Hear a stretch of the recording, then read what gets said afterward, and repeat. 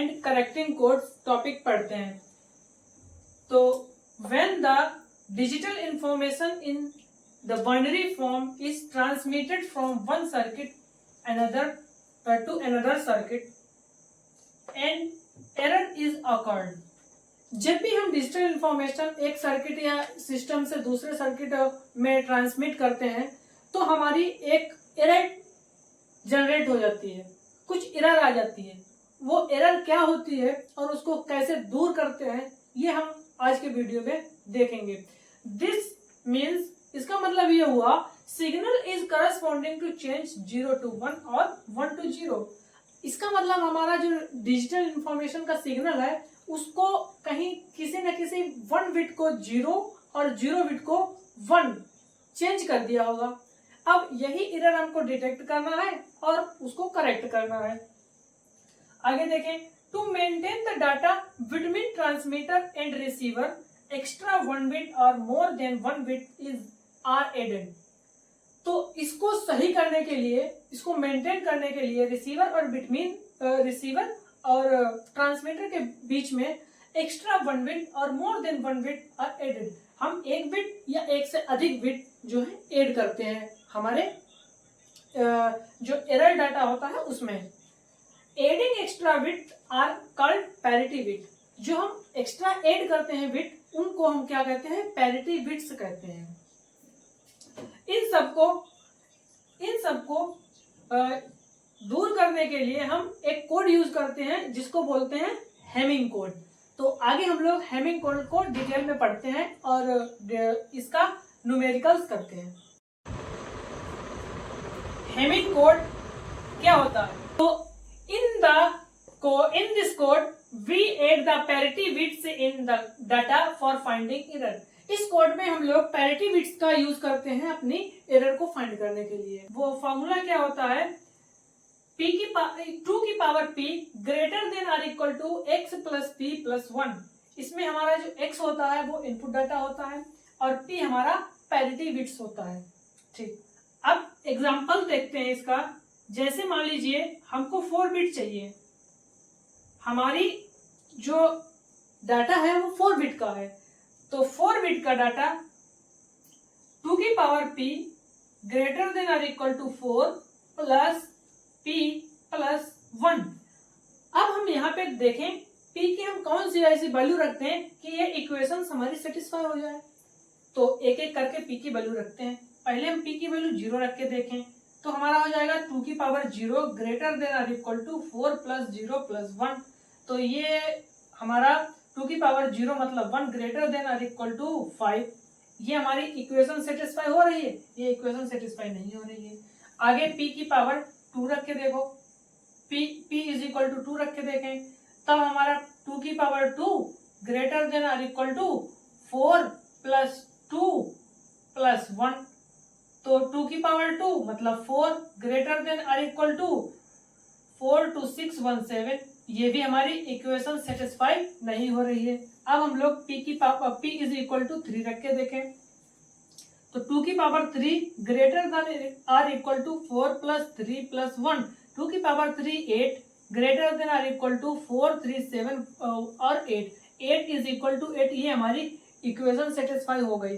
इसका मतलब हमारा पैरिटी बिट्स जो है हमको वो रिक्वायर्ड होंगी 3। p इज इक्वल टू 3 मतलब 3 पैरिटी बिट्स हमको रिक्वायर्ड होगी। अब हम लोग एक न्यूमेरिकल्स करके देखें। न्यूमेरिकल्स है find the parity bits for 1011 binary code. ये हमारा बाइनरी कोड में दे रखा है।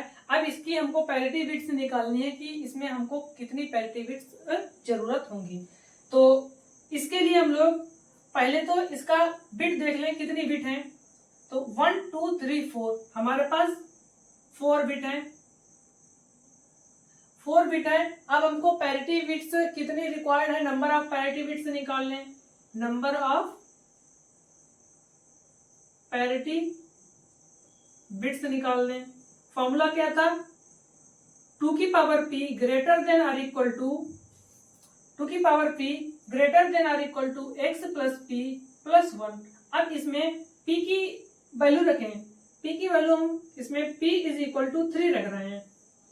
तो रख के देखें हमारी इक्वेशन सेटिस्फाई होती है या नहीं। तो p इज इक्वल टू 3, 2 की power 3 greater than or equal to, हमारे पास बिट कितनी है 4 प्लस p हमारे पास 3 प्लस 1, 2 की power 8 greater than or equal to 8।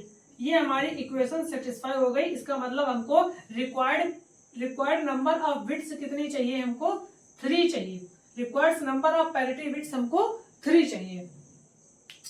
तो 3 पैरिटी बिट्स हो गई और 4 हमारे पास बिट्स हैं, तो टोटल कितनी हो गई, टोटल हमारे पास हो गई 7। वही हमारे 7 जो है 7 बॉक्स बना लेंगे। 1 2 3 4 5 6 7 बॉक्स हमने बना लिए। अब हम लोग देख लेते हैं पैरिटी बिट्स की नंबरिंग कैसे करते हैं। तो पैरिटी बिट्स की नंबरिंग हम लोग राइट हैंड साइड से 2 की पावर 0, 2 की पावर 1, 2 की पावर 2, 2 की पावर 4, इस तरह से आगे आगे पैरिटी बिट्स की नंबरिंग करते जाएंगे। 2 की पावर्स में ही हम लोग पैरिटी बिट्स की नंबरिंग करेंगे। जैसे हमारा यहाँ पे आया 1 2 3 4 5 6 और 7। तो 2 की पावर्स में कितने हैं वहां पे हम लोग पैरिटी बिट्स लिखेंगे, उसके बाद में हम लोग डाटा बिट्स लिखेंगे। डाटा बिट्स हमारी 4 हैं, ये दे रखी हैं, और पैरिटी बिट्स हमको 3 निकालनी है, वो हम लिखेंगे। तो 2 की पावर 1 मतलब 1, यहाँ पे पैरिटी बिट्स लिखेंगे P1। 2 की पावर 1 मतलब 2, यहाँ पे भी पैरिटी बिट्स लिखेंगे P2। ये 2 की पावर्स में 3 नहीं आता है, तो यहाँ पे डाटा लिखेंगे डाटा 3। ये 2 की पावर 2 मतलब 4 पैरिटी बिट्स में आता है, तो P3। 5 2 की पावर्स में नहीं आता है, तो इसको हम लोग लिख लेंगे डाटा 4। ऐसे ही आगे चलें तो डाटा 5, ऐसे आगे डाटा 6। 1 2 3 4 5 6 7। एक मिनट, यहाँ पे पैरिटी बिट्स हमारी 4 लिखी जाएगी। जी 1 2 3 4, फिर ये 5, ये 6, ये 7। पैरिटी बिट्स का अरेंजमेंट देखेंगे कैसे लिखेंगे। P1 का हमको निकालना है, तो क्या करेंगे 1 1 को स्किप करेंगे।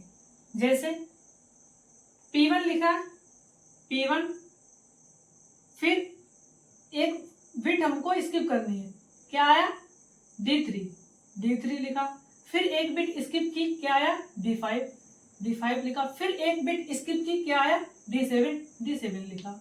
ऐसे हम लोग P2 के लिए P2 है, तो मतलब 2 2 का स्किप करेंगे और 2 2 लिखेंगे। जैसे P2 उसके बाद D3, P2 उसके बाद D3, 1 और 2 लिख लिए, और ये 2 स्किप कर देंगे, तो क्या आएगा D6 D7। ऐसे ही हम लोग P3 लिख लें, P4 है, P4 लिख लें। तो P4, अब 4 से स्टार्ट करें और 4 को स्किप कर दें, तो P4 के लिए P4 D5 D6 D7, 4 bit लिखी। आगे अगर और होती तो 4 बिट स्किप करते हैं, फिर नेक्स्ट 4 बिट करते हैं। अब जो डाटा बिट्स हमारी हैं उनको भर दें। 1 1 0 1 1। अब यहाँ पे हमारी और यहाँ पे पैरिटी बिट्स आएंगी। D3 पे क्या आ रहा है 1, तो 1 लिख लिया। D5 पे क्या आ रहा है हमारा 1, तो 1 लिख लिया। D7 पे हमारा क्या आ रहा है 1, तो 1 लिख लिया। ठीक, ऐसे ही इसको करें, इस तरह हम लोग लिख लेंगे। अब हमको पैरिटी बिट्स चाहिए है, या तो इवन में पैरिटी बिट्स हो या ओड में। अगर हम इवन में पैरिटी बिट्स निकालें और ओड में, दोनों में निकाल लेते हैं, इवन और ओड। इवन और ओड हम लोग डिसाइड करेंगे नंबर ऑफ वंस पे। अब हम लोग इसमें डिसाइड देखिए नंबर ऑफ वंस कितने हैं। अगर हमको इवन पैरिटी बिट्स चाहिए हैं, तो इसमें नंबर ऑफ वंस इवन होने चाहिए। तो 1 2 3, इसमें नंबर ऑफ वंस 3 है, यानी P1 की वैल्यू अगर एक और हम रख दें तो हमारी 4 हो जाएगी, वो जो कि इवन होगी। तो इवन के लिए P1 की वैल्यू हो जाएगी 1। P1 की वैल्यू अगर 1 हो जाएगी तो 4 हो जाएगी, तो P1 हमारा 1 आ गया। ऐसे ही P2 निकालो। P2 के लिए अब इसमें देखिए 1 और 2, अगर हम P2 की वैल्यू 1 रख देंगे तो ये तो 3 हो जाएगा, जो कि ओड है। हमको चाहिए इवन, तो हम P2 की वैल्यू क्या रखेंगे 0। P2 की वैल्यू हम लोग 0 रखेंगे। ऐसे ही P4 के लिए ये हमारा 1 और 1 2 है, 2 हमारा इवन है, तो P4 की वैल्यू क्या हो जाएगी 0। ऐसे ही अगर हमको ओड चाहिए तो P1 की वैल्यू क्या हो जाएगी 0, P2 की वैल्यू क्या हो जाएगी 1 और P4 की वैल्यू क्या हो जाएगी 1। ये हमारी पैरिटी बिट्स निकल आई।